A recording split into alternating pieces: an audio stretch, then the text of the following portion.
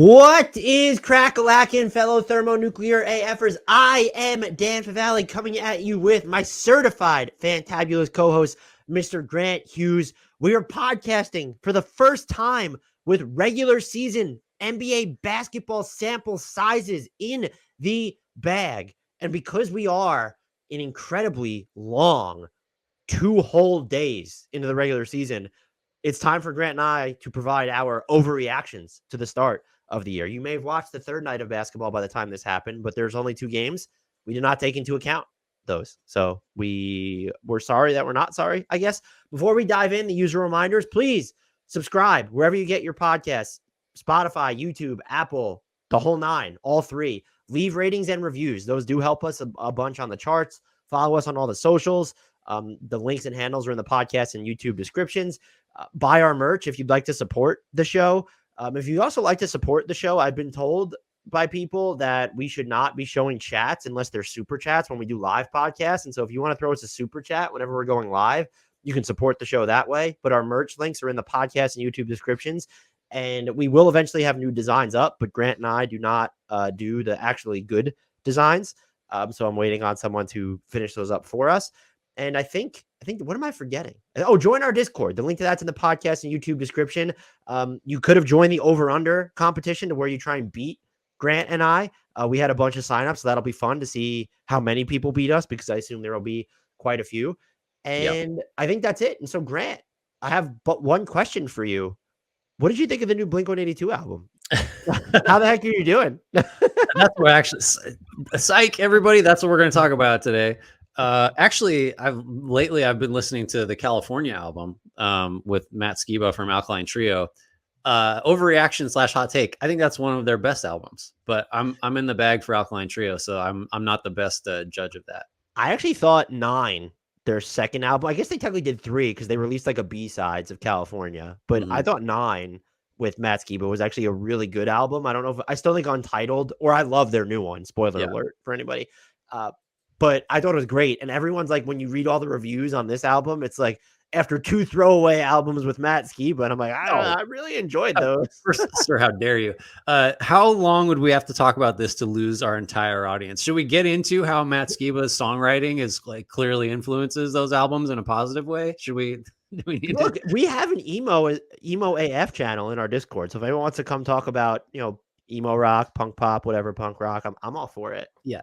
Discord members rank the Blink-182 albums, divided into eras first, and then sub tiers within each era. I'm doing well. And actually, you know what? I'm doing the best I've ever done in my whole entire life. And that's because we're overreacting. Okay. So that I'm trying to stick with the conceit of this episode.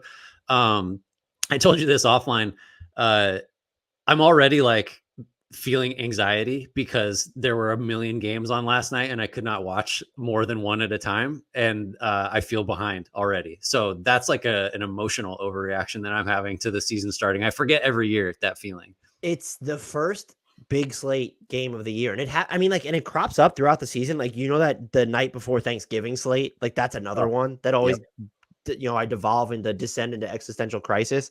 So yeah, I feel the same way right now. I bounced around like after I watched the 2 nationally televised games just because like I wanted to see Knicks Celtics. I wanted to see Wemby against the Mavs. Spoiler alert, we didn't get to see too much of Wemby until the 4th quarter because of foul trouble. And then like I bounced around because I knew we were doing this and you and I had a project. But it's that first, I understand it's great and we're lucky to like be able to cover it the way that we do, but I'm also just like flustered. That's the word. I'm flustered right now. That is correct. We're going to do some overreactions / slightly unhinged takes / predictions / just kind of getting out in front of the season and basing some of our opinions on what we've seen so far in preseason and just kind of feelings, thoughts and ideas we haven't really put out there quite yet. But how would you, I always struggle with this. Like, these are overreactions. We're saying at the outset that, all of these ideas kind of fall somewhere on the possible, plausible, likely spectrum, but they're closer to the less, the improbable end of that is how I think of it. Like it's probably, let's put it to you, over under 50% likelihood when you're talking about takes like we're going to give today. It's under. It's about pulling the Jordan Poole and taking enough shots that some of them will go in is how you need to view this. And it's stuff that you believe really could happen. It's not coming out here and the Bucks are going to trade Giannis or some shit, which they now can't do. But it's, you have to step out on a limb. They're overreactions, but we actually do believe in their plausibility. Their likelihood is just different. And maybe we should have ascribed like confidence levels to each of these. And mine would have been, if we were to do on a scale of 1 to 10, they all would have been below. Most of them would probably be below 5. Yeah. Oh, I think that's right. But the upside of all that is if you hit on any of them, and hopefully, because no one will ever confront you with your wrong takes down the line. Don't even. This is for the first time in my career, I predicted a title winner that I don't think anyone else was most people weren't in the Nuggets. No one like circled back and like the victory lap was, I didn't even take one. It was just so not fulfilled. It was unfulfilling. And when I'm wrong, and it could be about the slightest, people will come back and be like, you didn't think Jalen Brunson was going to be one of the 15 best players in the NBA last year. What a turd. And it's, look, that's fair game. I just wish it was the same way when you were right about something, That's not how it works, unfortunately. No. So just, I guess we've preambled and tried to shield ourselves from criticism enough to this point. The first thing I was going to talk about, and it's kind of a newsy thing, is because Steven Adams is out for the season. You and I what? Yeah, I know, right? A great overreaction by you. You're really we're nailing this thematically right now. Out for the season, I guess. Correct me if I'm wrong. It seemed like they were trying to see if, it's that old thing where let's see how rest and rehab does for this knee injury that cost him I was out in like January. Season. It was pre-deadline. Yeah. So he missed a ton of time last year, did not have surgery. It just didn't respond, I guess. And so now he's going to have surgery.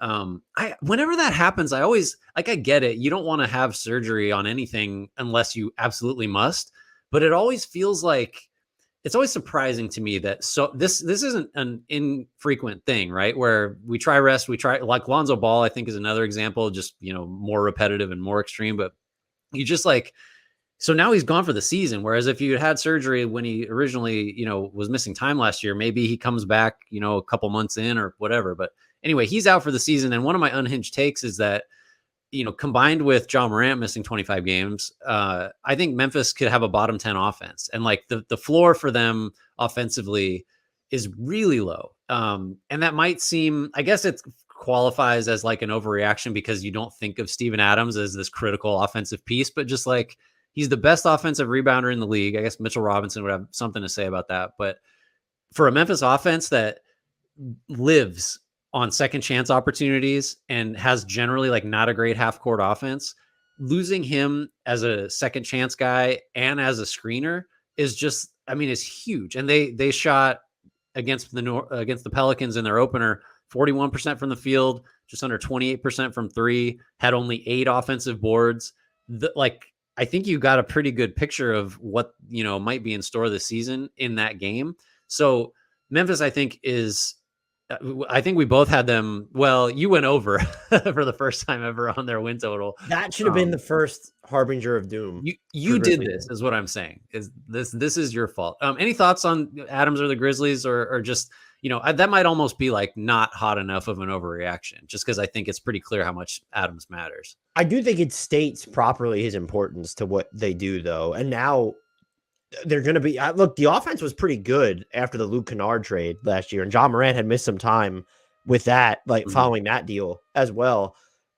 I'm with you on so Jeff Stotts in Street Clothes on Twitter, I believe, said that with the injury that he had, you normally do wait before going to surgery. Okay. It's just, I find it bizarre that it took this long for them to understand that he would need surgery. And was it just until you really simulated closer to live game action or got to live game action that you weren't going to know about, or did everything seem like it was going well? And then this discomfort was sudden. I do think knowing that this risk was there, because you had to at least know this was a possibility.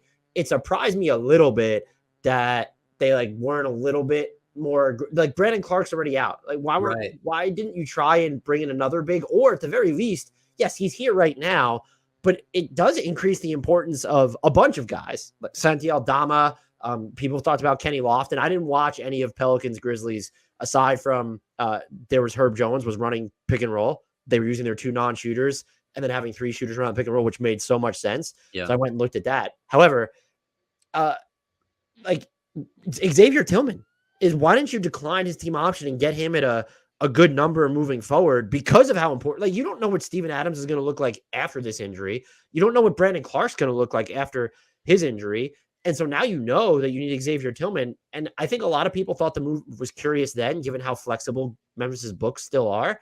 I'm even a little bit more surprised that that wasn't something that seemed like it was on the table for them, because this had to be a possibility in the Grizzlies' minds that Steven Adams, maybe they didn't expect him to miss the year, or maybe his rehab and rest was going so well they didn't consider it. But just again, based off what in street clothes, like Jeff Stotts had said, yes, you go this route. The Grizzlies didn't do anything wrong here, but that this can happen. Yeah.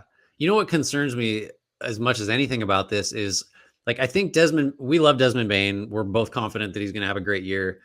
But a lot of that was based on the idea that, like, he can do more, right? He showed last year he's not a spot up guy, or not just a spot up guy. He can do a bunch of stuff on the ball. So, he can make up for Morant's absence. And then, you've got Marcus Smart. But now it's like, now Bane just has to do more on top of more. And the likelihood of Marcus Smart having to, kind of, one of the problems with Marcus Smart is he will just take hero shots sometimes. And the Celtics bristled at that, I think. And now maybe he's kind of going to look at this as, Marcus Smart also have to do more. And that's typically not great on offense. So it just strains everybody, a little bit more, especially with Morant out and no Tyus Jones anymore. And yeah, Memphis was 19th in effective field goal percentage last year. I think that should be viewed now as like about where their offense will be if things go right. So like, I think that's Kennard is there. He is, but how come he bounces around so much? And how come he doesn't take enough? He eventually he'll come in, he'll take the amount of threes that you want, and then he'll stop. And you're like, well, Luke Kennard, what are we like? What? Why else are you here? Another example of, like, now Luke Kennard matters probably a little more than Luke Kennard should matter, and maybe it just I don't feel like this is a super hot take, but yeah. Well, like, here's an offense for the Grizzlies feels like.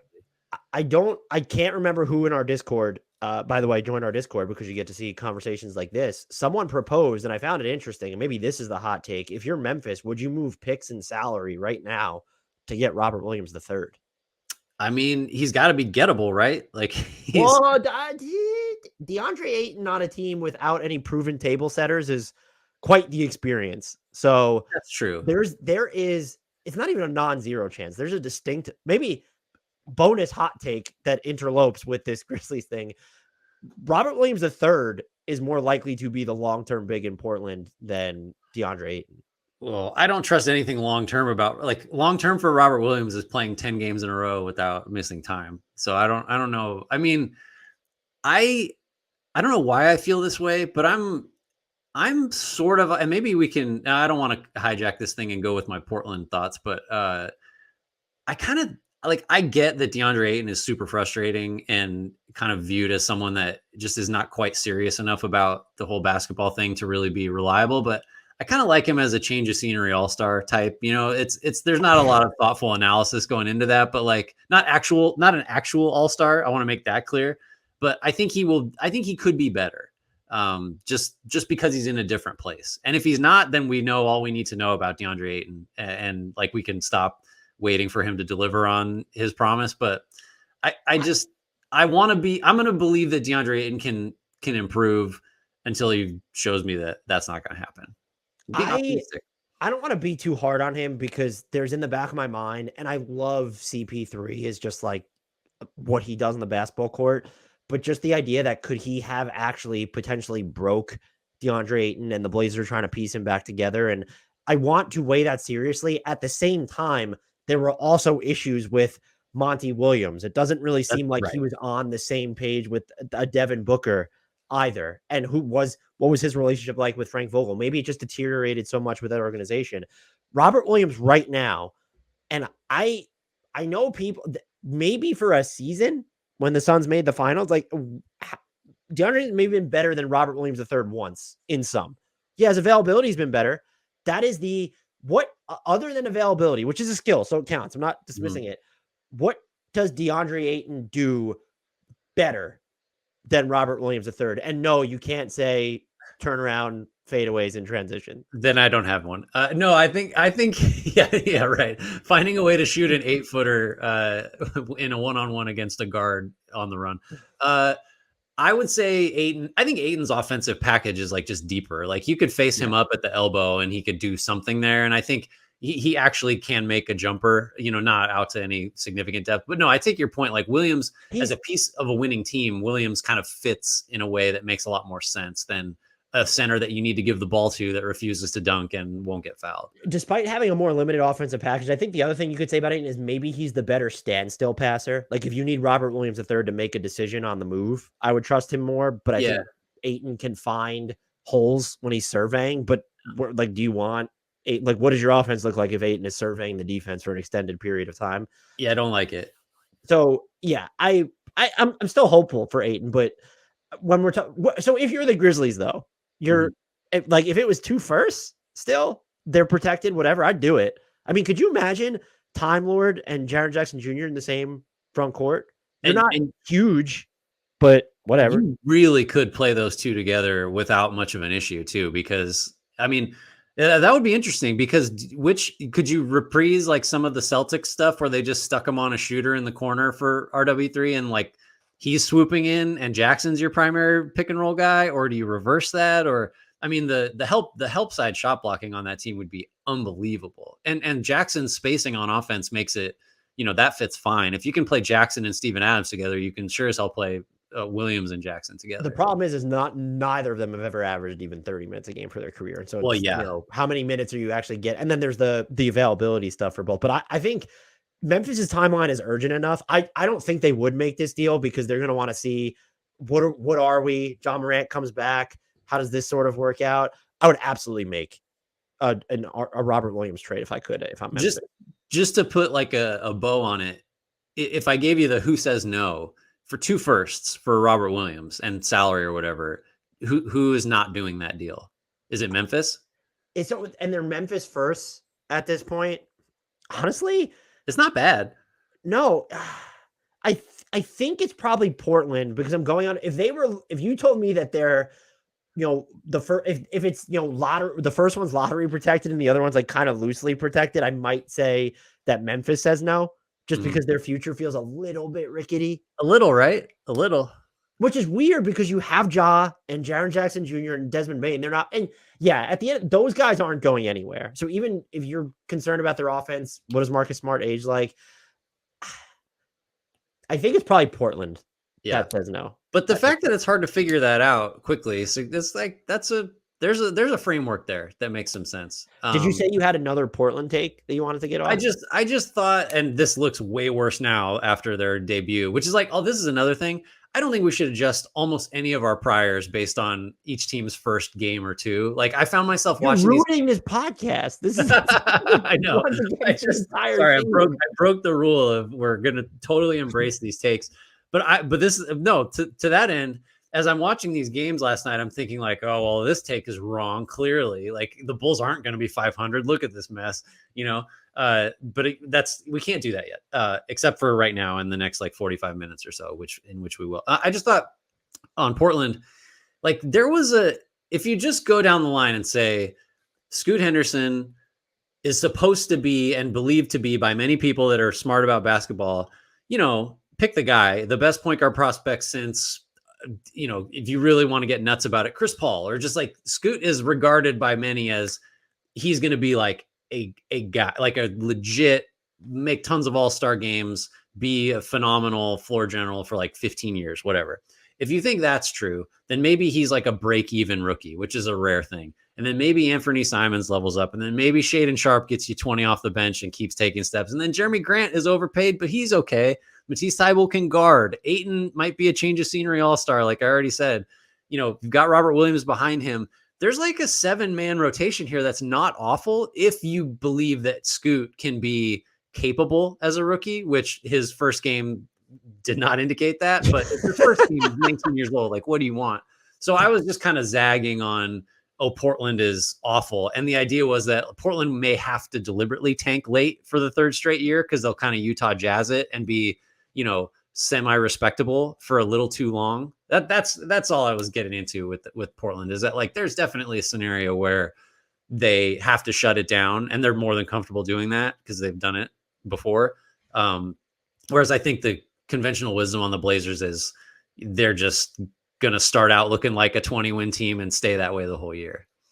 Based off how this podcast is going, I'm thinking that we should keep going with the West, and maybe I'll split it into East-West is the best podcast. So I'm going to stick with the West, and I know this is going to be, I think, a joint one because we probably I don't think any of them should be scintillating. I'm trying to think of my most scintillating Denver Nuggets take right now. And I'm going to say this. Michael Porter Jr. probably won't, but should end up on the most improved player ballot. Oh, the first game I know you watched, the shot was not like, it just wasn't there for him. Do you know what he did? He fucking killed it anyway, because he wasn't playing outside of the offense.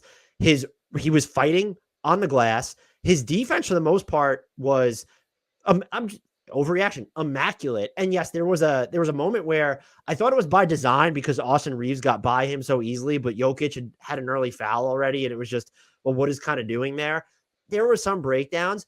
This dude is defending. Like the amount of time he was spending, like kind of switched down the perimeter to Austin Reeves, and like Austin Reeves is not getting by him. The efforts we've kind of seen from him as a helper, or just the floor awareness, to where even if you're not seeing him kind of rotate over as the low man a bunch because the Lakers aren't getting to the basket enough outside of like those LeBron James layup lines at points, like he was super duper impactful, I think, in a very good way, despite not having one of his better offensive games. And this is someone where I'm not trying to single out, look at DeAndre Ayton, look at Jordan Poole. There's been a bunch of questions about their roles and how they're earlier in their careers. They were playing for contenders at one point. Spoiler alert, they're not anymore.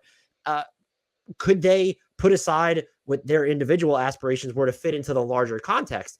And I think it became clear, no. And the assumption was, no, they'll be fine. They got paid. It'll be okay. You know what? Michael Porter Jr. got paid. He went out and won a title, and he is doing what they have not.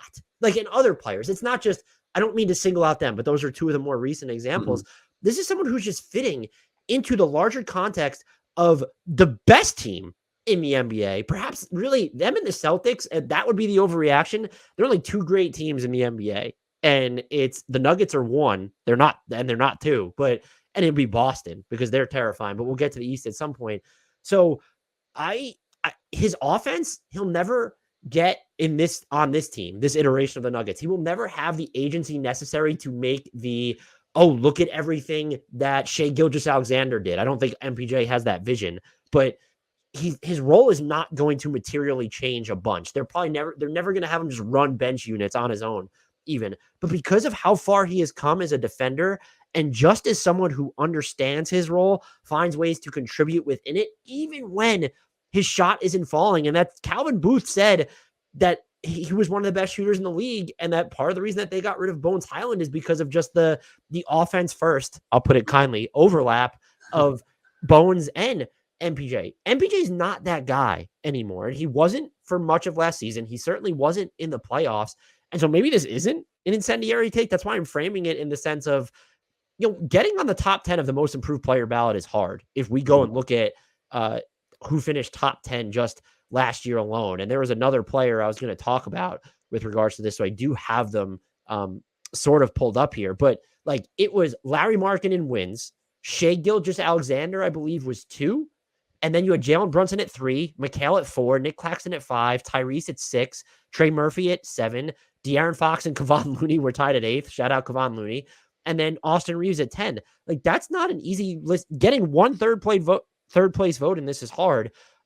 You know what? I'm going to say it. He will get votes for most improved player. He will finish in the top 10. And it's not, it won't have anything to do with just what he's doing on offense, most likely. I like that take a lot. I think it's interesting that Denver sort of has a weird, like perfect storm brewing developmentally, because I think you're right. If MPJ is someone that does not need to go, 7 of 12 from the field and like 4 of 6 from 3 to impact the game, that's massive, because he's doing all the other stuff that he really didn't do early in his career, and there have always been concerns that he just won't do that stuff. So if he can play that way, and then on the other side, you have Peyton Watson and Christian Brown that do all the stuff that Denver wants MPJ to do. They just need to be able to make shots. If two of the three, say, do develop the skill or the mindset, I guess, in MPJ's case, that you need to impact a game when your best stuff like isn't working, or it's not a perfect analogy, because in theory Watson and Brown their defense should be consistent and their effort should be consistent. But like, if you get a couple of those three, developing their weaker skills, then it's like, no one's going to, I mean, sorry, but like, no one's going to miss Bruce Brown and Jeff Green. Like, we spent a lot of time over the summer Calvin Booth. Yeah, sorry. Calvin Booth, I just had a conversation with him, and he told me that I should mention that we don't, Peyton Watson's going to be an all-NBA player. No, I think that's a good point. And my Nuggets thought is that it's even less, overreacty than that. Is just, I think Jamal Murray's never been an all-star. Jamal Murray did not get a single all-NBA vote last year. Like, I think he's going to be an all-NBA player this year. And that's just, the trajectory, while interrupted by the injury, the ACL injury, is just like, it's so clear to me that he's perfectly set up to just have a monster year. Like, Jokic, I don't know how Jokic can be like ineffective. It's kind of not possible, but he might just chill and like facilitate a little more. The playoff numbers for Murray are always just absurd. And if he can just be like close to that level during the year, then he's an all NBA player, basically. Just, he doesn't have to do anything else. And being a couple years removed from the injury now, it just feels like he's been like kind of close. And I always thought of him, Devin Booker, and Donovan Mitchell, like developmentally, as kind of linked. And then, Booker to a great extent left that crew behind. And then Mitchell last year, kind of almost got there. And Murray was just kind of not in their dust, but not on that level. I think at the end of this year, I think we probably look at Murray as, at least from a national perspective, as like right there with Mitchell, and maybe better and more complete because of his playoff resume. Yeah. And certainly he won't be like, we won't think of him as someone that just, got surpassed by those two other guys, if you thought of them as like a package deal at one point when they were younger. Yeah, I would agree with most of that, aside from Nikola Jokic chilling. He just casually dropped the triple-double. That's the thing. He doesn't, there's no, like, he can't have a bad game, basically. My first thought was the reason that they gave Reggie Jackson another contract is because they knew Nikola Jokic was going to get him paid anyway, and that he was going to decline his player option and have to sign a bigger deal next year. So, yeah, I saw some weird Jamal Murray discourse that, if he didn't have Jokic, his game, I can't even remember what the comp was. It was like, I don't know if it was like Jordan Poole, basically. It's just not true. And you want to see some of the non-Jokic minutes stabilize, and we saw points of that. Like, Denver's bench during the first, like, Calvin Booth definitely, I was like, I know it's a family podcast, but he definitely took some tissues and a bottle of lotion during, like, part of that first quarter during those bench units. Is this a family podcast? I was asked to curse less, which is the genesis of thermonuclear AF. So, okay. Well, maybe it is. But yeah, it's a family pod. That was family friendly. His hands were dry, which I guess would be not family friendly. Anyway, so this is like all-star, all-NBA. I think he gets more consideration there. And by the way, I did not look at this, which is the reason I'm circling back. Michael Porter Jr. had the second highest plus minus in that Lakers game on the Nuggets team. And he was a plus 12, and Jokic, surprise, was a plus 15. Reggie Jackson was a plus 11, like I said, and Kentavious Caldwell-Pope plus 10. I know Murray was only a plus 3, but part of that's some of the bench units that he was running with at points. Maybe a little bit of too much time overlap with maybe Zeke Naji on the court without Jokic. So we were all in on the Nuggets. I'm even more all in after watching them. There's going to be adventures on the bench, but this is the team. Actually, depth questions. This is the team in the league with the least amount of questions. Totally. Which is wild to say because of how reliant there's Zeke Naji and Peyton Watson. Like, those are two guys that need to play, and Reggie Jackson needs to play. It's just like, whatever. Yeah. Their top 6 is what it is, and they're really fucking good. Mm-hmm. Stop cursing, Dan. It's a family podcast. So I got another West one. I don't know if I have strong enough feelings on all the West teams to hit all of them, but this is one. We talked about this before we started recording.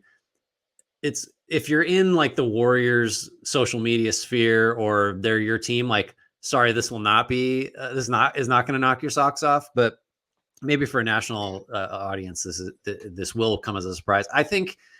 And by the way, I thought about this and had this ready to go before the Warriors' first game. I think Jonathan Kuminga is going to close over Klay Thompson or Andrew Wiggins like a lot. That is spicy. You think? Andrew Wiggins being looped into that? I know he was bad to open. It's what happened in game one. And like, so here's, we could really. Can I? Well, actually, no. You. My follow-up question will have to come after. Please go. I apologize. I was going to say this is a tangent already, but we could really have an Andrew Wiggins discussion and kind of talk about how like everything anyone's ever thought about him is actually true at the same time, which is to say he's immensely talented. He can be, arguably the second most important player in a final series.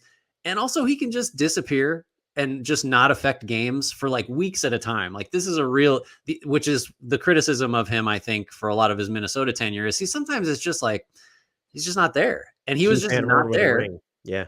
in the opening game for the Warriors. And combine that, like Wiggins is going to float in and out, all year. That's just kind of what his deal is. And hopefully he'll be totally engaged and impactful in the playoffs for the Warriors. And Klay Thompson, like Dan, we got to talk about Klay Thompson. He just, and like, look, you have two injuries like that. This is going to happen. And you get to the stage of your career that he's at, this is going to happen. His mobility is so compromised that like the defensive stuff has been pretty obvious. Like he's not the guy that you put on Tony Parker anymore, like he was as a young player. Now, he's going to guard fours. It's fine. Okay. Well, he's not a good rebounder.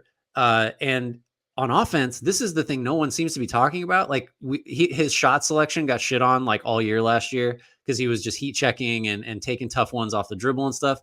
I think the reason he has to do that is because he doesn't move well enough to get open off the ball like he used to. And so the really clean looks that he used to get, just there are fewer of those. And so I think a lot of his shots will continue to be difficult shots. And I think he's going to continue. He did a good job in the opener against Phoenix of not forcing too many. But I think Thompson, like, if he's not hot, like, normal Klay, old school Klay Thompson, like everyone's freaking out if he touches the ball because it's probably going up and it's probably going in. If he's not going to have that kind of night, I think Kuminga gives you more in almost every other regard than he does, especially if Kuminga is going to make an open three and have to be guarded out there because he's a better rebounder. He's a way better defender. We can have a discussion about who's a better passer. I don't think that's a huge part of either of those guys' games, but most nights I think either Wiggins or Thompson is going to be not giving you the stuff that Kuminga can give you. Certainly, like athletically, he's there with Wiggins. He's above Wiggins athletically, which is crazy. As an on-ball defender, can be as good. Certainly, he's better than Thompson. So I think, and I just think Kuminga is someone that is going to be in the closing lineup way more than people anticipated. And I think that includes being over Chris Paul sometimes. And maybe that's over Kevon Looney sometimes. I just think that this is the year that Kuminga, and I've probably been way early on this, I don't know, probably since like the second he got drafted and I saw a summer league minute. From the moment he came out of the womb. It's like that guy, he's Paul George, but more athletic. I think Kuminga is going to close tons of games for the Warriors, and it's going to be kind of like tricky to navigate that because he's going to be playing over a guy that is making $40 million and a guy that was huge in the finals a couple of years ago. I have one thought and two questions. My one thought, and it's mostly in agreement with you, that if you did sub out Klay for Kuminga, even with Kuminga's iffy rebounding, he has a ceiling as a rebounder, whereas like Klay, the ceiling is the basement basically for him there. And I'm wondering if that's just a way of, we talk about how small the Warriors might be, but we talk about how Chris Paul could technically be a necessity if you want to kind of manage the game. And they didn't commit a ton of turnovers for most of that first game of the season. I think Steve Kerr even mentioned him in one of his sideline interviews. So that would be an interesting way to, just politically, diplomatically, benching Klay Thompson is huge, and all that money on the bench is a big deal. But like that could be one way to kind of combat some of the Warriors' size deficiencies while getting to the lineups where, all right, it would have to be, I think you're not playing Kuminga with Draymond Green and Looney. So then Looney's on the bench as well. But having him and Draymond, like you're a little like Kuminga's not massive, but you're just bigger. And so then does that allow you to play CP3 in closing lineups more comfortably? So I guess that's one. Is that that would be, I have three questions then. Do you agree with that? Is the first one. That he could play over Looney? No, that it would be a way of including him as kind of a way to say we're battling against our size deficiencies in a way that allows CP3 to play. But it doesn't crimp our offense as much as necessarily, like, even Looney's not unversatile. That's not a word. He's not super limited on offense, but he is limited. Yeah. No, I think that's right. I think so my answer is yeah. I think that is the case. And like, look, if you want to go all the way back, like how much different, like Kuminga is like the original death lineup involved Harrison Barnes, and like Kuminga is a better athlete than even young Harrison Barnes was. And he's a better rebounder, and he's a better on-ball defender. And like as a 3-point shooter, if he's going to settle in where he's kind of been at, like he shot 37% last year. If that volume goes up and he stays at 35, 36, you're going to have to guard him. And that's not that far off what Harrison Barnes used to do. Now the guys around that spot in the rotation are diminished. Like we're not talking about 2014 Steph Curry and Klay Thompson and Draymond, but like there's proof of concept, I think, for him being in that spot. So yeah, I think that is a justification. Right now, then, what will end up being the Warriors' most used closing lineup this year? I think their most used closing lineup will be last year's starting lineup, which is the Steph, Klay, Wiggins. Kuminga was not in that. No, I don't think Kuminga will be their most used closing lineup, but I do think that's tough because I don't want to get too nuts about it. Do I have to put him in there? See, I can't do it because I think I'm asking if you're legit. Like, this doesn't have to be the overreactive answer. I mean, we've gotten your overreaction. Legitimately. Yeah. I think it's just hard because I think he'll close over Klay sometimes and he'll close over Wiggins sometimes, just depending on how stuff's going. So I guess if you said, will Kuminga close 40 games? Rank who these four players, rank how many crunch time. I mean, maybe we even should include Draymond. No, Draymond is close. Draymond and Steph are the locks, right? I know 100%. People talk about okay. These four players, maybe five players, rank them in terms of minutes logged in the clutch this year. I love it. Kuminga, CP3, Klay Thompson, Andrew Wiggins, Kevon, Looney. Okay. I would say I gotta clip this. This is so hard though, because I think it's like a pretty close to an even split. I will say I think Chris Paul should probably not close if you can avoid it. But I'll just go with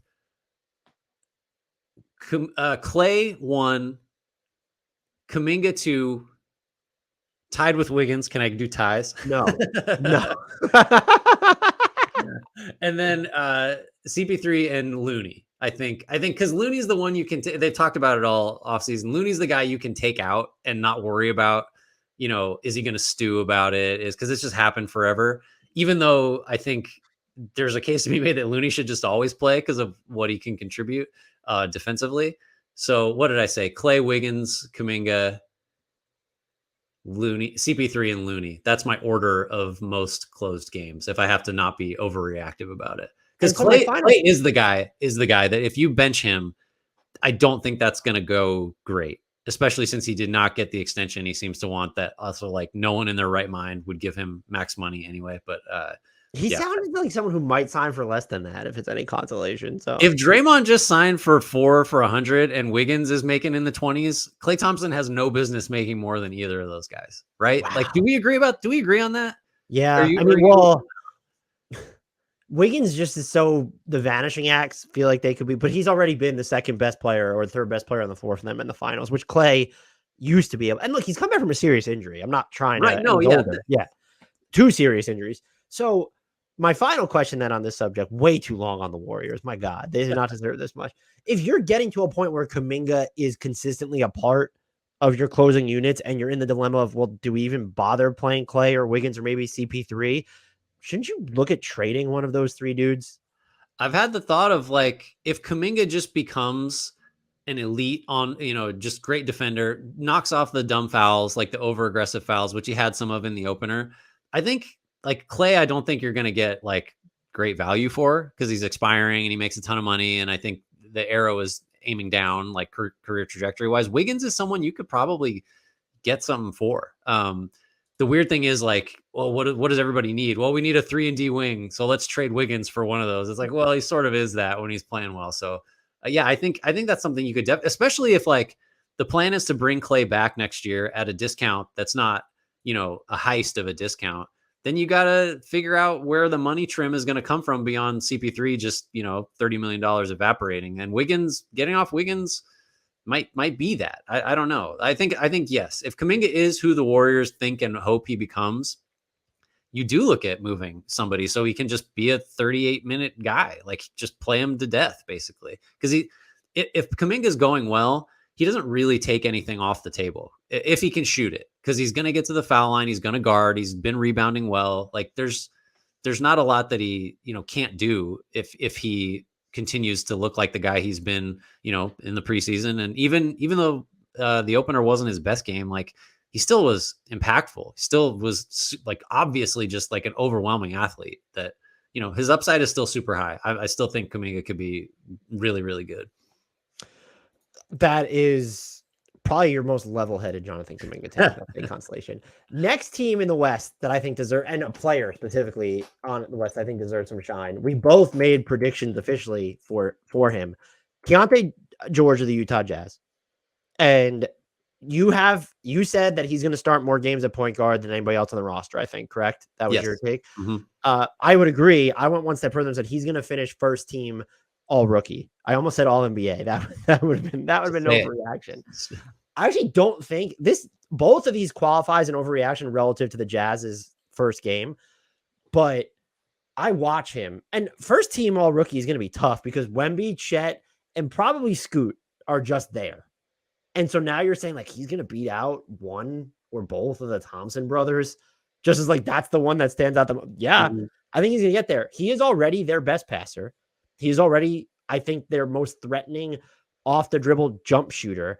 And even, just a couple plays against Sacramento of, yes, the Jazz, I think fans, it was kind of an awakening for, okay, this season probably not going to be like last season, but you just saw like there's a game management, there's a vision there, and there's going to be rookie mistakes, but he's kind of, even if the ball's in his hands, he's not a ball stopper. Like there's still going to be ball and body movement. I am all the way in on what he is doing. And we already did our all rookie predictions, and I had him on this podcast. I put him in first team all rookie. Nothing's changed since then. Big shocker. I wonder if people realize, and we were talking about this off air, and it's not meant as an insult, is that we probably don't cater on this podcast enough to just the casual fan, where it's like, if the Utah Jazz are going to listen to a segment on Keyonte George, it's Utah Jazz fans that are going to be interested in that. And I just don't know that he has popped up on the national radar quite enough. I don't think he's one of the, 10 best point guards in the NBA right freaking now, but relative to the Jazz options, and opportunity is such a big part of making these all rookie teams that you don't even necessarily always need to be relatively efficient or sniff the galaxy of efficient. You can struggle, but if the opportunity is there, you're good. That volume, you're going to have a chance to really make waves. And just after game one, the things that Will Hardy was saying about him afterwards as well, the opportunity is going to be there. What did he ended up finish with? It was only 19 minutes, but like those minutes are going to shoot up. They are going to skyrocket let's throw it this way. If he is not the most played, or Jordan Clarkson's there, if he's not one of the top 2 most played guards by Thanksgiving, I'll be floored. Yeah, I think that the surrounding talent, or the guys that are quote unquote in his way, are kind of what pushed me towards the idea that why isn't this guy going to start more games than anyone else at the point? Because like the knock, I think, was coming into like say summer league was, talented, but then, maybe a little heavy and can't shoot. Well, he lost the weight and he made a shit ton of threes in summer league. And so suddenly if you are, just more of a national NBA fan, you probably were aware at some point of this Keyonte George guy was really, really good in summer league and looked like a draft steal. But like if the question is, I don't, can he make threes consistently? Because he didn't prove it in college, and hot summer league stretches are, not worth a whole lot. Well, Taylor Horton-Tucker can't shoot, and Chris Dunn can't shoot. So like, if the spacing is your concern, like none of those three guys are gonna, scare defenses a ton. And if you got to pick one, I'm gonna play George because, like, where are we as the Jazz, right? Like, where are we developmentally? Where's our cornerstone piece? Where's our guy that we're sure is going to be around for forever? Like, Walker Kessler probably is that guy. Markkanen maybe is that guy. Although your front line could be set, which is a fairly big deal. Maybe, but Danny Angel might trade Lauri Markkanen tomorrow. Danny gives 0 Fs. Yes, correct. 0. So if you're in a developmental phase, and maybe like losing games isn't the worst thing, playing a rookie point guard is a decent way to go about achieving a lot of your goals, if they include finding a cornerstone, improving lottery position, etc. And it's just like Horton-Tucker and Dunn are not, long-term pieces. They just aren't. Even, they're both youngish, and Horton-Tucker is always like, it's always like shocking how young he is. Like, he's still 20. How's that possible? This is his 5th NBA season. I just think you play George over both of those guys, and it's not a complicated decision just because he matters more in the grand scheme for Utah. And he might just be better today. Like, we should just think of it that way. Like, he might just be the best point guard on the roster, even though he's the youngest. Like, why isn't that the case? Can I just ask, what is the might be? I'm not saying that you're hedging. What are we afraid to? Who are we afraid to crown him over? Yes. Could you say, okay, Colin Sexton, Jordan Clarkson are better player? And look, Jordan Clarkson, he's made strides just looking off last season and based off what I saw from him during that game against the Kings. Like, he's made strides as a passer. So he is the candidate, unless you're saying, well, look at what Chris Dunn could do defensively. I don't want to say point guard defense doesn't matter, because it absolutely does, but like, you're gonna have to do a lot of heavy lifting on defense as Chris Dunn if you're a better overall point guard than Keyonte George. If we're isolating it to offense, is Jordan Clarkson's the only candidate? Oh, just because Colin Sexton doesn't have the level of vision or like decision making that either of those two guys. And he's a terrible defender. Like, that's why Colin Sexton, he has possessions where it looks like he could be a good defender, where it's just like he's not even doing the right thing sometimes, and he might still get blown by or miss something, but it's like he just looks really locked. He's got Colin Sexton has aesthetics. Yes, Colin Sexton has the appearance and mannerisms of a great defensive player right until he just gets toasted. Like, that is, he's first team almost likely to get blown by while he's smacking the floor to prove that he's ready to lock in defensively. Absolutely correct. Let's see. I think I should pick one here. Well, can I put you on the spot? Yes. For one of yours. Okay. So I thought this was bold when I predicted it, that Victor Wembanyama would be good. No, I said my prediction for him, and I've made a lot of Wemby predictions, was that he would average 20 plus points, 2.5 blocks, and 1 made 3 per game. That doesn't sound, now it sounds stupid. Joel Embiid, no one's ever done that. Joel Embiid came the closest as a rookie in 2016, 2017. He averaged 2.5 blocks on the money. And I said Wemby would get 1 plus 3, 2.5 plus blocks, and 20 plus points. Joel Embiid only played in 30-something games that year. So I thought it was fairly spicy. You went ahead and came from the top ropes. Are you willing to talk about that? So this is where I was going anyway, because we've gone too long without some Wemby content. I think when Victor Wembanyama is going to average over 4 blocks per game as a rookie this year. 4.0. Tony Brothers does not think so. Yeah, I was going to say, if he continues to pick up, enough fouls to keep his minutes in the low 20s, this will be tough. I still wouldn't rule it out. I just think this ties into the more Wembanyama I watch, the more I think he is one of those players that is going to force us, not force is the wrong word, but like cause us to reevaluate sort of how the game is played and like what's possible on the floor. Because, and you could encapsulate that thought in like a single play from a preseason game where Wembanyama is at the elbow.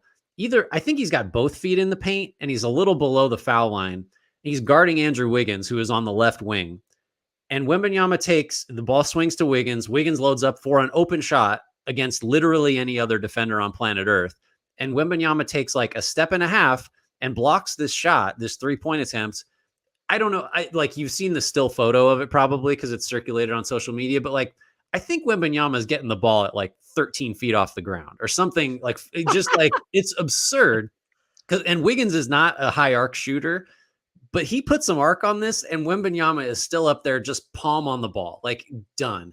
So I think the fact that he's going to get a handful of blocks, every week of that variety, where it's just like he closed out from the restricted area and blocked a corner three, or he, helps and recovers and goes and gets a turnaround jumper from just like absurd blocks that no one else can get. He's going to get those.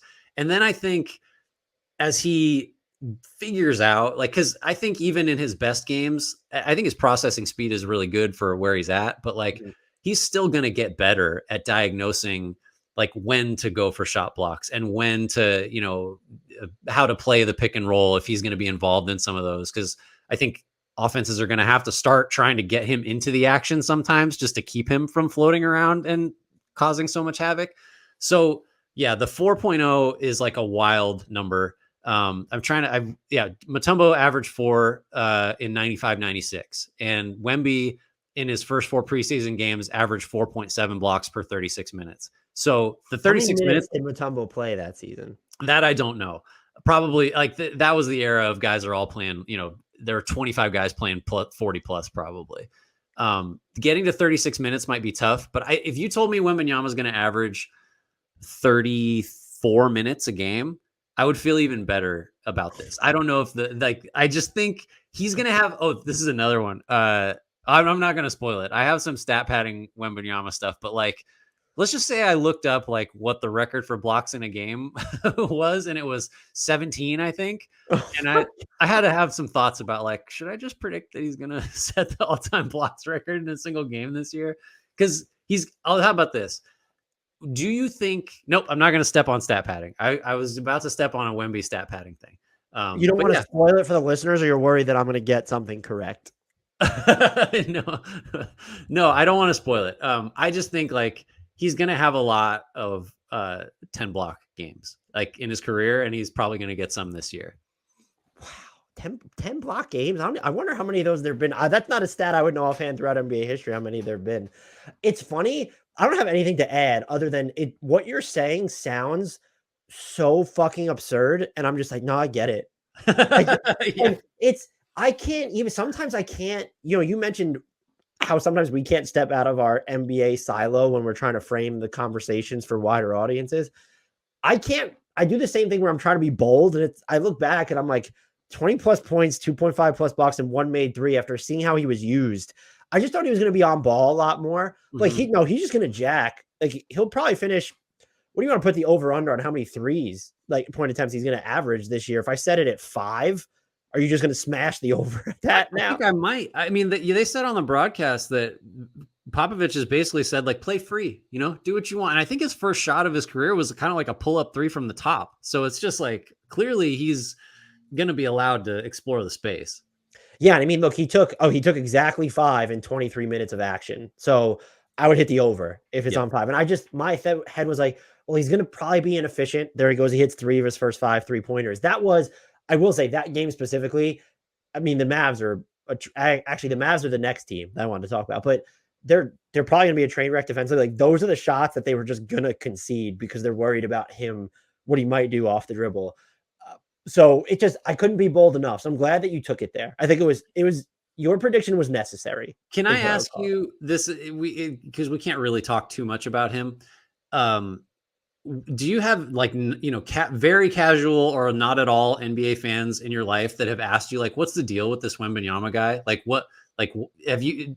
How do you describe him? And I can give you my answer if that hasn't come up for you, but someone's oh, who's this tall guy I keep hearing about? What is he going to be any good? Have you had those conversations with people? Yeah, for sure. What do you say? I say I've always framed it, and our listeners are probably going to unsubscribe if they hear me say this one more time. I frame it as the summer league conversation where everyone was so concerned after his first game. And I say, I came away having not seen a lot of him before that point, thinking that he's going to be one of the best players of all time. And that was my best way to frame it. And then there's invariably, well, what if he's, not healthy? And I'm just, that's the question with everybody. And I know you're worried about his lower body and stuff, his size. Kevin Durant has made a top 15 of all time career. He's not as big as Wemby, but he's not like super built. Like he's not girthy is the word that I would use. So I'm not going to worry about the health stuff until if and when, but let's say if it ever becomes an issue. And that's just, I'm curious of what you say, because I feel like you probably have a better rebuke to all this stuff. No, I asked because like I struggle with it because it's hard to, I think I can't help but oversell him basically. And so a lot of times I'll just say like, well, it's difficult to say because there's never, ever been someone like him. And I think in a lot of ways, that's kind of the best endorsement you can give. It's like, I can't really make predictions because he might do things that we thought were not doable. So, and I mean, like, just as a defender, like leave all the other stuff out. I think it's probably like he's going to be someone that is regarded as the best defensive player of his era and like maybe just ever, like I try to sell it. Very elite much. I just think that's why I asked is like, I don't know how to make it relatable to someone that like has heard his name, but doesn't, and like keeps hearing the hype and doesn't really follow basketball. And it's just like, I don't know. It's like if there was like a 600-pound guy that could run a 4.40 in football, like, what do you do with him? I don't know. Nobody knows. You just kind of like enjoy it and see what's possible. I don't know what to do with it. So, thanks for nothing. Cause now we still just have to be hyperbolic when we describe him, I guess. You already predicted this too. So just our level of memory, you said first team all defense for him, which by the way, as a rookie, that's never happened before. I know. I should have just used that. I mean, what's more likely? First team all I basically every prediction I make for him is something that either hasn't happened in 30 years or has never happened. So, I mean, we should just do a whole podcast where we say ridiculous shit about what he's going to do. Oh my God. We kind of just did. What's ridiculous? Like honestly, what of everything that we have said about him qualifies as, if you're sitting detached from the situation, if you haven't seen enough of him because you're not a fan of the Spurs, I get it. What have we said that's ridiculous? I guess the 4 blocks per game is just like, okay, well, I did say he might be the best defensive player of all time. Yeah, okay. So, I might have to put that at the top of the list. And it's funny because that was your throwaway comment. That's why I didn't even think about it. I just snuck it in. You want to talk Dallas? You got a Dallas one? I do have a Dallas one, and it's going to step on the toes of something I already predicted. So I'm saying that I was wrong already. But I'll frame it this way. Dereck Lively will be the best player drafted outside of the top 10 from this class. And I think the other way I was going to frame it too is because the minutes are clearly going to be there. I didn't have him on any of our all rookie teams. He's another one where we think Keyonte George is going to be there. Dereck Lively might be first team all rookie as well. He looked really good in his first game. I think he had 16 and 10, and I don't think he scored 16 points in a college game. So like we're talking about Dereck Lively at a high point right now. And the thing that I think impressed me the most, and I think the highlight that'll get the most run is the lob he caught from Luka. Yeah. There were 2 things that stood out. And I swear I'm probably trying to be nerdy because I want to prove that I observed things, but there were plays early on in the first quarter. So he has those 2 dunks. He's so quick off the rim on those dunks. He's thinking ahead to the point where, there are guys, sometimes you have to hang on the rim, but most players, they're not popping off the rim like that. He understands the opponent that he's going against. The Spurs are looking to run off of makes of their opponent. He's already getting back on defense. Just stuff like that is big. Or understanding when to kind of come as a help defender already and throw the doubles like when you're below the free throw line. That is, even on my simpleton mind, when it comes to not understanding like NBA defense, like this kid already gets it. And so we both made jokes about, the Mavs are he started the second half for Dallas already. Like that's just got to be I know Maxi Kleba adds a different element, and I don't care. Play the 2 together. Play Grant Williams at the 3 because I don't trust your wing rotation anyway. I know Tim Hardaway Jr. had some nice moments in the game against the Spurs. And by the way, I actually would try that lineup. I don't know if they did. I would guess that they didn't, but throw Kleba, Grant Williams, and Dereck Lively. Look, you framed Grant Williams' signing as getting a wing. Prove it. Let's see it. Play the 3. So I did not see a ton of him in preseason. I knew very little of him coming out of college. I just don't cover the college game. I am smitten, and I apologize in advance. He's the player where I'm going to spell his first name wrong all the time, so I want to spell it Derr. It's Can we talk Der. about there's too many Derecks? There's too many Dereck spellings. We need to arrive at a consensus on Dereck. I don't need Derreck. I don't need Derrick Okay, we don't Rose. have Derr. It's Der. There's only one R, so you're fine. That's too many. Let's do either Derek or Derek, like Derrick Rose, where it's just totally phonetic. Derrick. We can't. We have too many. I have the same issue with DeAndre. Sometimes you get the apostrophe, sometimes you don't. Sometimes you get the capital A for Andre. That's why I like DeAndre. Somebody, it's either Ayton. I think it's Ayton. That's just DeAndre with only capital D and no apostrophes. That keeps it simple for me. Yeah, that is, and it's the one that people get wrong the most, by the way, because they're so used to writing like the D with the apostrophe or having the capital A. We're also getting dangerous with Jalen too, because there's too many Jalen. We should have a spelling. Write this down. We're gonna do a spelling. This is very ESPN broadcast of us spending time on names. Dereck Lively, I think there's gonna look the Mavs. They were torched at points defensively by the Spurs without Wemby on the floor, by the way, because that's the other Spurs hot take. Devin Vassell, top 5 MVP ballot. He looked so good. I was talking to someone. I was like, it's kind of like if you had Bradley Beal and you made him more athletic, and just like he looked amazing. I think Vassell looked really good. A couple of points on Lively, and these are even less. You call yourself a simpleton. He looks big out there. Did you notice that during the game? Like Lively look. There are a few guys in the league where just watching them around their peers, you're like, that guy is taking up some space, and he can really move. And I think that's going to benefit him because there'll be more space, and like his ability to cover ground will be accentuated, like it wasn't in the college game. Also, Luka is going to gift him 6 points a night just on lobs, like just no questions asked, easy lobs. His catch and angle radius is just, and that's the highlight that's going around for good reason. He's like kind of like behind the backboard when he's finishing that one Luka oop. Yep. Yeah, I like that one. I have my Mavs, my weird. I was going to ask you really quickly though, what would be the players drafted outside the top 10? It's Keyonte George is one. So it's getting, because I think he's going to be really good and he'll have more agency over the offense.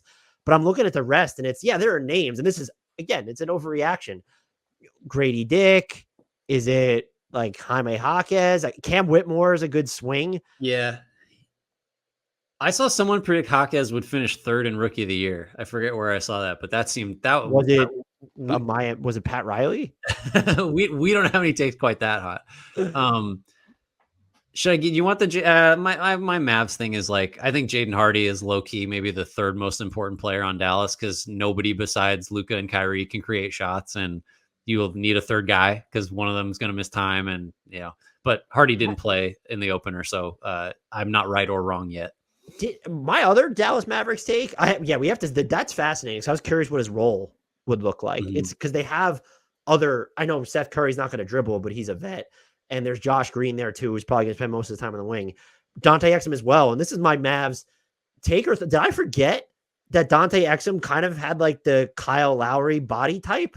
I'm not calling him, dude. I'm just simpleton over here. I'm not talking about like I'm the peak of fitness. I have no problem with. I don't remember him being that big. First of all, you are the peak of fitness. Second of all, I had that exact thought. It's like, wow, Dante Exum is looking a little bigger. He's on that Kyle Lowry macro pack. Yeah, I guess so.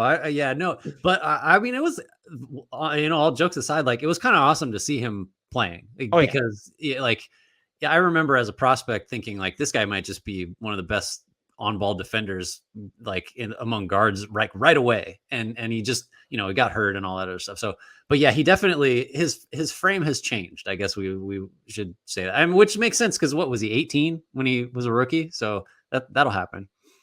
I only have one more that I would like to. Do you have any more that you want to get off? Because I took Dallas was mine. Give me yours, and then I'll see if there's anything else I really need to say. The first part of this is not bold enough, even though I thought it was at the time. The second part, I think, is Devin Booker is going to average over 7 assists per game and finish in the top 5 of MVP voting, and it's not going to be 4th or 5th. Ooh. Well, he's not going to play. We're recording this on a Thursday. He's not playing on Thursday. That's That's a whole nother issue for Phoenix. When he went, I'm sure you saw him when he went to the floor early in the game. I was like, oh no, like he's the guy they can't afford to lose. I know we haven't seen Beal out there yet. That could infringe upon some of his touches. We know what he is as a scorer. There are two things that I still think, and one of them is egregious. It's the passing. That comes back to the assist. This is someone who has incrementally increased the complexity of his passes every single year, just about. Yep. And 7 assists, when you look back, I think his career high right now it's like 6, right? It was the season before CP3. Yeah, and they all came. His best assist years came before, obviously, Chris Paul showed up, and then he's dropped off like 1 or 2 per game. He was over 6 for sure, I think. Yeah, he was at 6.8 and 6.5 in the 2 seasons leading up to CP3's arrival. So in retrospect, but I mean, he's with Durant and Beal. It was semi-bold when I made the prediction. The passing is just like he is passing guys open. The things that he is seeing when he is like the biggest thing that I think with him is the live dribble playmaking that doesn't include, as JJ Redick was calling it with, was it Luka? All of a sudden it was decel. Not deceleration. They were abbreviating decel. It's when he's not decelerating and he's just whipping these all over the place. You name it. The lobs, he could throw bounce passes, the cross court stuff in the lobs, like the placement on those things stand out the most. The other thing here, the defense is just, it's not every possession. It's not Kawhi-esque ever. Devin Booker, and is this the bold take, is an above average defender at this point. And I'm talking in terms of if you want to have that guy, I'm not just talking closing units, like in the playoffs, like that is someone. Do you want him checking the best player on the other team? No. Can he do it for spurts? I think he's there. And it feels, I don't know if it's more consistent or it's more visible to where like the effort or just like the possessions in which he's going to lock in, or he's going to make this wild read where he's away from the ball and he's just snatching it like out of the passing lane coming from nowhere. This is, I can't call him a top 5 player because then you get into the realm of, I don't want to be the podcast that says, oh, so-and-so is a top 10 player when we don't do player rankings on the podcast specifically. But when we're looking at MVP voting, here are the players that I'm prepared to say are going to finish ahead of him in MVP voting. Jokic. We're done. That's right. Yeah. No, I think that's right. I will say too, like I am, and I hope we don't have to say this every time we record a podcast. I'm fascinated to see what it will mean when all 3 of Phoenix's best players play together. I hope that's the last time I have to say this, because, Beal, I think, got a lot of reps on the ball. And I think the theory was that, Phoenix does not have a conventional point guard that they're going to play a lot. And so, between Beal and Booker, and I guess Durant, that's where your initiation is going to come from, because it won't be from Okogie and it won't be from the center spot, except, Nurkic will make, pocket elbow passes and stuff. But like, to your point, if Beal does more of, some portion of the ball handling and Booker isn't just the point guard the whole time, I think that frees Booker up to play even better defense. If he doesn't have to be burning calories, getting doubled and trapped and trying to figure out where to send the ball. Cause that will be I think that will be most teams' approach, is to really aggressively attack whoever is handling the ball, because, neither Booker nor Beal really are point guards. And that's a different kind of vibe for them to sort of, read the floor immediately and get off the ball. Like, they want to keep it and score. That's how they're wired. But if Booker and Beal can split those duties, then I think you might get the best out of Booker, like across the board, right? Like, because he is going to have to guard somebody. Okogie looked awesome against in the first game, and he'll guard whoever's the most threatening matchup. But like after that, I think you do just put Booker on the other good wing, and or put him on the point guard, maybe, if you don't want Beal to have to shoulder that. And I think, especially if they didn't get to Keita Bates-Diop didn't play. I don't know if you said that. Sorry if you did. And then no. They didn't get to Nas Little until the third quarter either. And so it's just like, all right, well, run out of realistic options. Right. Do everything. I guess the takeaway for me is like, how good is Booker going to look when he's not asked to do so much? I just think, to your point, Jokic is the only guy where you're like, well, I can't put anyone above him in the MVP race for sure. Like, you put Booker in the fighting chance with the Giannis and Embiid and whoever, Tatum, whatever else you want to do there. Do we want to move into stat padding before we go to the East so that I can split the podcast up appropriately? Sure. Let's see. All right. Oh wait, hit us with the transition. Oh man, I can't believe that. I cannot believe that, It's your that I favorite missed part. it. We have to do it. I keep meaning to cut it differently, but it's time. Okay, now it's officially stat padding time because that We're there. All right. I have been excited to hit you with this one for a long time, ever since Rubik's Gal on Discord messaged me a series of clues, each more devilish than the previous one, for you specifically. And I will not say why until you have or have not guessed this person. Frank Ntilikina. Wrong. You're 0 for 1. All right. Everybody knows how this works. You get some clues, and you just have to guess who the clues refer to. I will go verbatim because I think I respect the effort put forth here by Rubik's Gal on Discord. Clue number 1. Unable to declare for the draft after high school because of changed age restrictions, I became a trendsetter by playing pro ball in Europe before I got drafted as a lottery pick. Not giving you any years or anything there. Well, fuck. Okay. Next so one. much for not cursing. Cursing's encouraged on stat padding because it's going to be frustrating. All right. Number 2. My potent point totaling can sometimes be a thing of beauty, but mostly my offensive accolades are laced with a heaping dose of inefficiency. In the 2012-13 season, I became only the 4th player in NBA history to average at least 17 points per game through the first 4 seasons of my career with a field goal clip below 40%. No, you gotta keep going. I got nothing. Okay. I wonder if any of the phrasing here sounds familiar to you. That's all I'll say so far. On the other hand, in 2012-13, I also became only the 7th player all time to average 17 points, 5.5 assists, 1.5 steals, and knock down 80+% of my free throws through the first 4 seasons of my career. What the fuck is this? That same season, I was one of 2 players that averaged 17 points, 6 assists, 1.5 steals, shooting better than 37% from deep and 80% from the charity stripe. The other guy was Steph Curry. Did you say the year on this one? We're in the 12-13 era, in that pocket, basically. So about 10 years ago. You were working for Bleacher Report and writing things about 10 years ago. So if Don't any tell of this people that, I don't want them to go find it. if any of this phrasing sounds familiar to you, it's because I'll just tell you now because this is the most fun part of it. This is pulled from an article you wrote. No, it's not. Yeah. All right. Last clue. This might help. I have a single 50-point game, and that happened in my 7th game of my rookie season.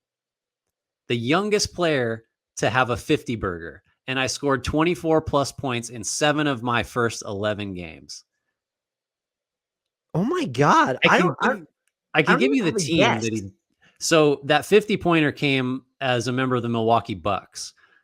Brandon Jennings? Yes, you got it. So Rubik's Gal messaged me this on Discord, and not everything I read you was pulled verbatim from something you wrote. I didn't go find the article, but it was, I don't know what the context would have been. It was probably back when I want to write about Brandon Jennings, and you did 1,000 words on Brandon Jennings in 2000 whatever. It was so fun because reading you your own clues, basically, these are all clues provided by Dan Favale, given to Dan Favale in the future, basically. Wow. Damn. Good job. You got it. Rubik's Gal has a metric ton of other guess this player. So I think are you ready for yours? Oh God. I hope I didn't write this, but yeah, I guess. Not that I could tell, but so we'll do a couple of these and we'll holster them as always. Shout out to Rubik's Gal for sending us. I can't believe it was something I wrote. My God. It's about time that I got shamed on one of these though. So thanks for sending that to Grant. Okay. Clue number 1. At 5'10", I am one of the shortest players to have played in the NBA, though I am a good 7 inches taller than Muggsy Bogues. Okay. Clue 2. With my team down 1-2 in the NBA Finals, my coach put me into the starting lineup, leading to my only championship ring. 5'10" in the starting lineup. You want me to keep going? Yeah, keep going. Clue 3. I once tried to dribble between the legs of Ashim to beat. And by dribble between, I don't mean I tried to nutmeg him. I mean, I literally tried to get my entire body between his legs. You know it. I do. Oh, God damn it. Keep going. Clue 4. Given my height, it is no wonder that I don't get a lot of blocks. I have a career total of 24 dunks, the lowest total among players who have played at least 600 plus games since blocks started being recorded in 1973. Is this Daryl Armstrong? It is not. Okay. Clue 5. I have a low dribble, which makes it really hard for taller players to guard, aggravating those who consider themselves top-tier defenders. I once got clotheslined by Ron Artest after a come-from-behind win against Kobe's Lakers. Later that same series, I also took an Andrew Bynum elbow. Oh, JJ Barea. JJ Barea. Whew. I was ready to go on the clothesline, but then I was like, no, Bynum got him. I remember the Bynum foul. Okay. Woo. Okay, good. You ready for another one? Yeah. Clue 1. I am the youngest player to have 10 blocks in a game, 19 years, 13 days old. I'm also one of only 3 players to have recorded a 10-block game without committing a personal foul. I did this when I was a rookie. Is this JaVale McGee? No. Clue 2. I was selected 17th overall in 2004 by the Hawks, who acquired the pick as part of the Rasheed Wallace trade to Detroit. What pick overall? Did you say the 17th in 2004? 17th and 04 by the Hawks. Josh Smith. Yes, correct. I knew you were going to get that one. You ready for another one? Sure. In 2004, Clue 1. In 2004, when the Charlotte Bobcats were added as the 30th team in the NBA, the league shifted to its current organizational structure of 3 divisions, each comprising 5 teams per conference. A few players have moved about multiple teams since then, but only one player has ever played for all 5 teams in a division. That's me. Ish Smith. No. That was a good guess, though. Clue 2. I was drafted by the Grizzlies in 2002 and promptly traded to the Cavs, who assigned me to the then D-League. Grizzlies in 02. Okay, keep going. I played my first NBA game in the second half of the 2003-2004 season, but I bounced around a few times before I landed with Team X in 2006. I got nothing. Team X always throws me because that means it's obvious if you give me that team. Oh, yeah, and there are more Team X's coming. Okay. I made a place for myself on the team and in the hearts of millions of fans as our 2006-2007 Team X returned to the postseason in spectacular fashion. Oh my God, who is an 06-07? And he bounced around. I still don't have it. I bounced from team to team between 2008 and 2012 before I went back to the first team I played for. I made a name for myself on this team as well as a defensive presence and overall pain in the ass on a team that had more than a few of those. And the first team he played for was Cleveland in 03-04, you said? Correct. From an earlier clue. So he goes back to Cleveland. God, my brain's not working. You got more? I think this is the one where you'll get it. I hope so. I signed with the Kings for one last season of top flight basketball earnings, and I thought I was going out of the league when they waived me in February 2017. But Team X had just lost one of its premier scorers to an MCL injury. Only days earlier, Team X had agreed to sign Jose Calderon, but the injury to their star forward meant they had to switch that plan and sign a forward instead. Lucky me. I love this one.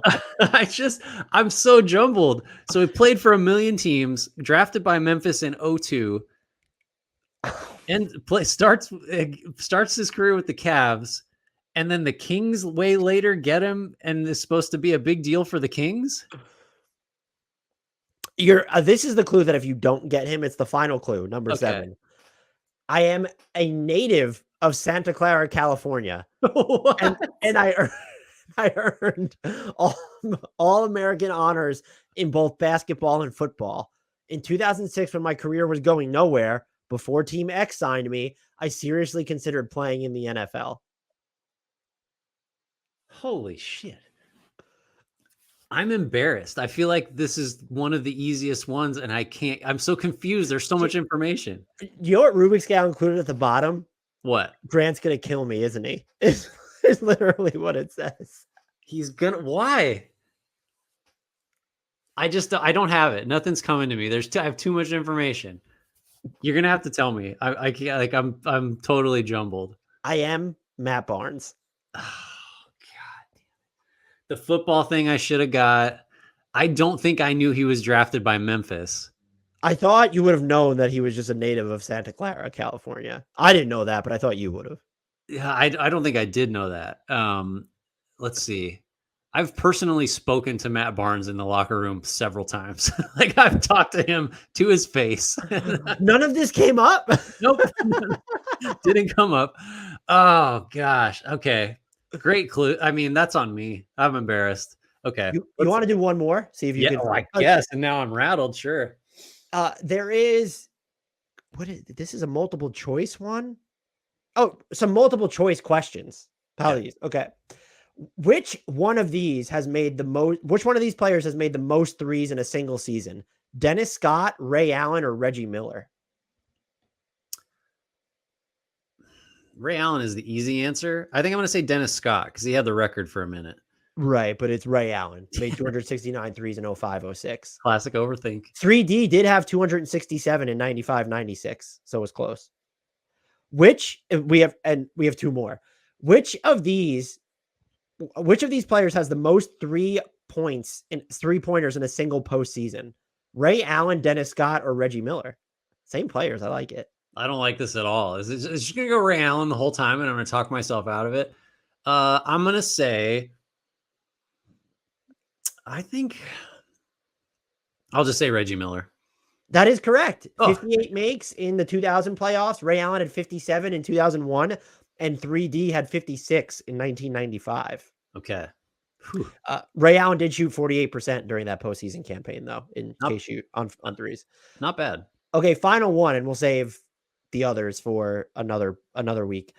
Which of these current Warriors players had the best assist to turnover ratio in the 2022-2023 season? Corey Joseph, Chris Paul, or Kevon Looney? I'm going to say Corey Joseph. The answer is Chris Paul. Okay. 4.8 to 1. Kevon Looney was 4.3 to 1. Corey Joseph was 3.9 to 1. I knew you were going to trick yourself out of that one. It's a classic. There's the overthink possibilities are just immense when you put Chris Paul in a assisted turnover and when you put Ray Allen in a 3-point question. All right. Geez. Okay. Not a strong showing by me. Okay. I have a little bit of a change of pace here. If you're ready for some quick ones. Oh, I'm ready. So, the start bench cut game basically that you see on. I know. Don't make me explain start bench cut. This is the extension edition. I know you did a pod on extensions. This will force you to synthesize your thoughts. Okay. So we're only dealing with the guys that signed. This isn't a guessing game or anything. It's just you opine here. So Anthony Edwards, 5 years, 206. LaMelo Ball, 5 years, 206. Tyrese Halliburton, 5 years, 206. Same extensions. Start bench cut from those three. Anthony Edwards, Tyrese Halliburton, and LaMelo. Just based on the extension itself, which one? How do you like them? I'm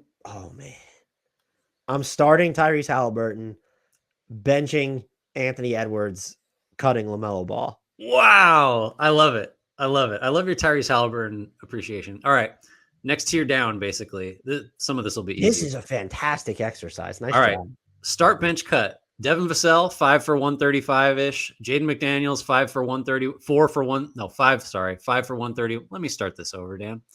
Start bench cut. Devin Vassell, 5 for 135. Jaden McDaniels, 5 for 131. Desmond Bane, 5 for 197. Ooh, no. Okay. I'm going to start Devin Vassell.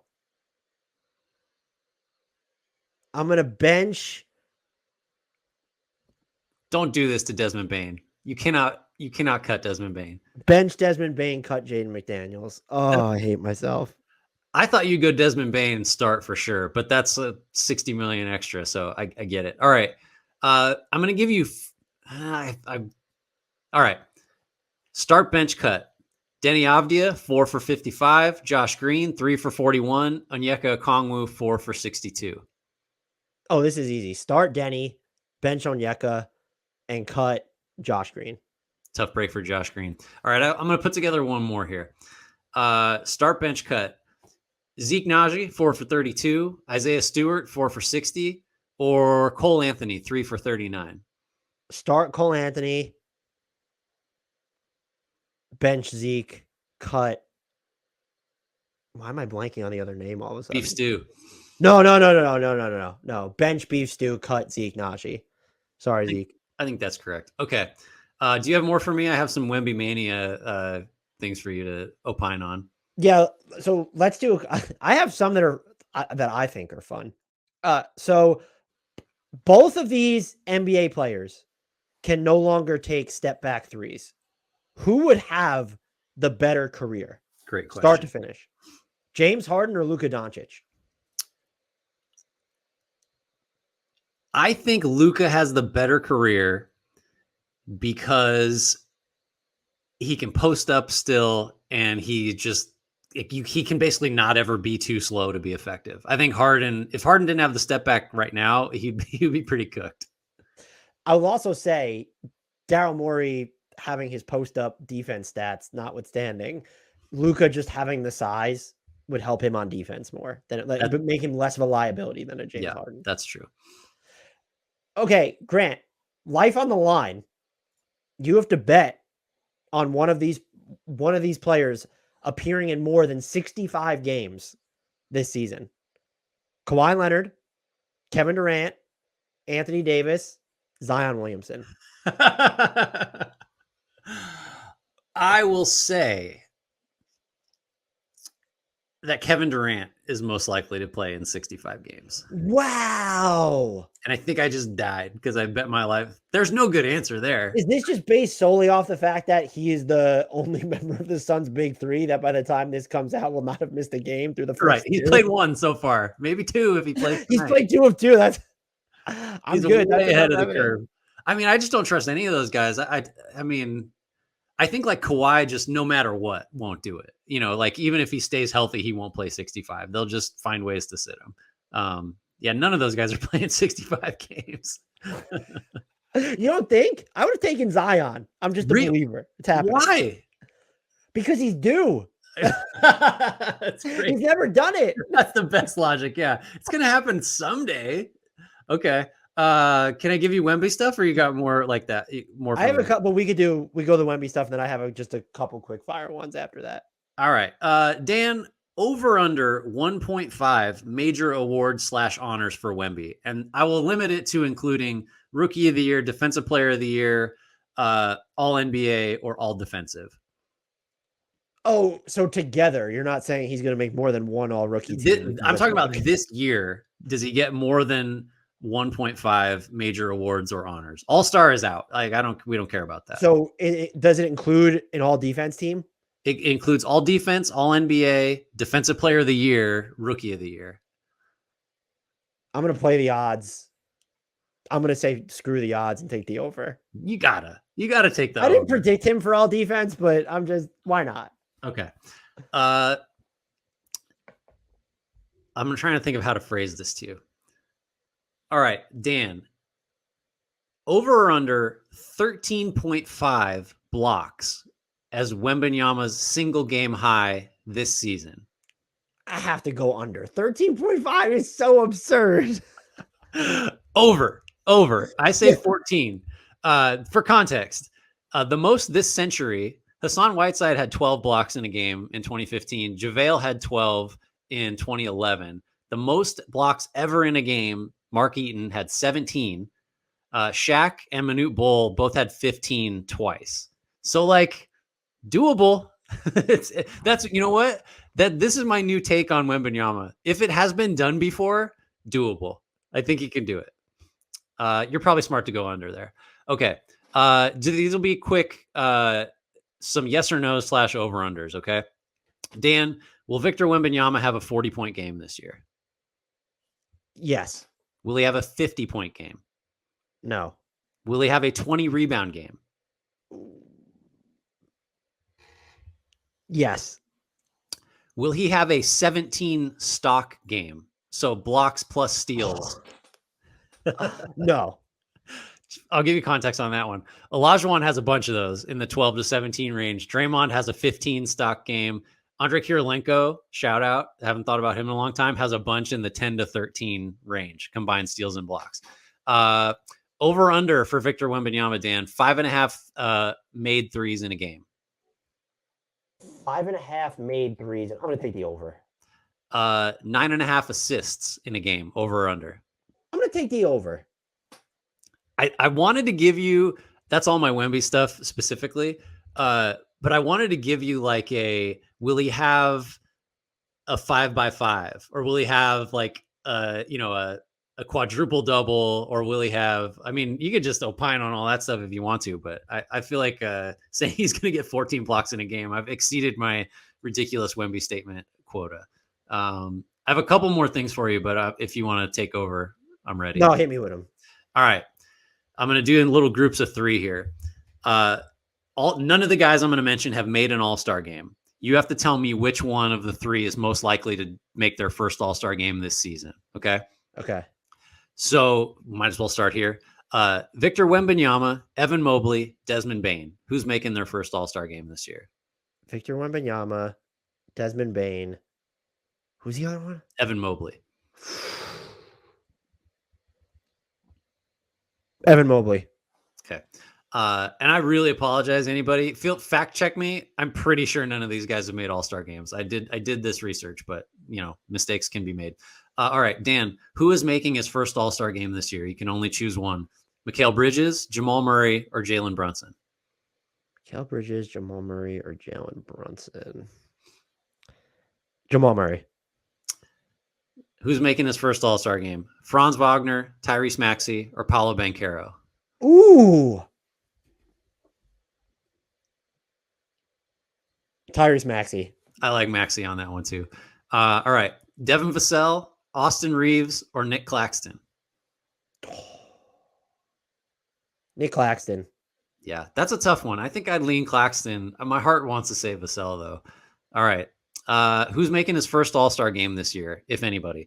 DeAndre Ayton, Scotty Barnes, or Jalen Green? DeAndre Ayton, Scotty Barnes, or I'm gonna say Jalen Green. That one's like hard in a terrible way. I'll tell you, we're getting down to the maybe nobody section. Yeah. Of these. All right, an option. That's not even. I'm definitely highest on Jalen Green immediately, but to make an all-star game out of the West is tough. All right. I was surprised. Okay, so I'll just give you the 3. Who's making his first all-star game this year? You have to pick one. Miles Turner, Michael Porter Jr., or Tyler Hero? And none's not an option. None's not an option. I'm going to say Miles Turner. I agree. I was kind of surprised that he hadn't made one because he's like quietly been around for a lot longer than you think. That is all I got. Okay, so we'll wrap up with this. There's more that we have, but let's just do this quick exercise. Which NBA player has more seasons in which they averaged 30 points or more per game? Michael Jordan or Wilt Chamberlain? I'll say Wilt. It's Michael Jordan, 8-7. Oh, at least it's close. Okay. Kobe Bryant or Kevin Durant? I'm going to say Kobe. That is correct. 3-2. LeBron James or Allen Iverson? Allen Iverson. 4-3. Nice one by you. Okay. Steph Curry or Luka Doncic? Oh, let's see. I'm going to say Steph. Do you have 2? Yes, Luka only has 1 right now. James Harden or Damian Lillard? Harden. That is correct. 3-2. I thought that would be an easy one for you. And finally, nope, gonna have to throw that one out. Sorry. Wait, I'm sorry. Okay, Oscar Robinson or Kareem Abdul-Jabbar? Oscar played when like everybody was scoring a million points, but Kareem played a trillion seasons. So I'm gonna say I'm going to say Robertson. That is correct. 6-4. I thought that one was going to trip you up. 6 30-point seasons. I'll give you a bonus one though. Okay. Joel Embiid or Russell Westbrook? I'm going to say Russ. Nope, Joel Embiid 2-1. Oh, yeah, second one. Okay. Dang. Those are hard. Grant, this was fun. Do you want to take us out of here though? I agree. This was fun. Yeah. So especially thank you everybody that offered up everything from guess that player that we've done in the past to all of these hot or nots. Thank you for listening. Thank you for participating. If you would like to participate and you are not, and you have been listening or watching, you can do that by joining our Discord. That is one of the best ways to get involved, to kind of keep up with what we're doing, to have input on what we do, and to just kind of be a part of this whole undertaking. So yeah, thank you everybody that's done that. If you haven't, please do it. Rate, review, subscribe, follow us on all the socials, all the information you need to do that, and get some of our merch in the YouTube and podcast descriptions. Tell your friends, tell your enemies, submit hot takes, and yeah, just join us. This is fun, and it only gets better the more participation we get. And we will close this podcast, as we do all of the others, with a shout out to Frank Ntilikina and an apology to Jared Allen. And RIP to Frank Ntilikina's 2023-2024 season. We're all bummed. Gone too soon.